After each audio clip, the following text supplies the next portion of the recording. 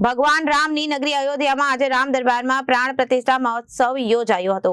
સુરતના વેપારીએ રામ મંદિરને સોના ચાંદીના આભૂષણની ભેટ આપી। ભગવાન રામ સાહિત્ય ચારે ભાઈઓએ 1000 કેરેટ હીરા, 30 કિલો ચાંદી, 300 ગ્રામ સોનું અને 300 કેરેટ રૂબીના ઘરેણાં તૈયાર કરવામાં આવ્યા હતા।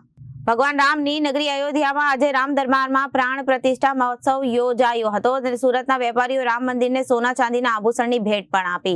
ભગવાન રામ સાહિત્ય ચારે ભાઈઓ માટે 1000 કેરેટ હીરા, 30 કિલો ચાંદી, 300 ગ્રામ સોનું અને 300 કેરેટ રૂબીના ઘરેણાં તૈયાર કરવામાં આવ્યા હતા। ગળાનો હાર, કાનની બુટ્ટી, કપાળનું તિલક, 4 મોટા હાર, 3 નાના ધનુષ તૈયાર કરવામાં આવ્યા હતા।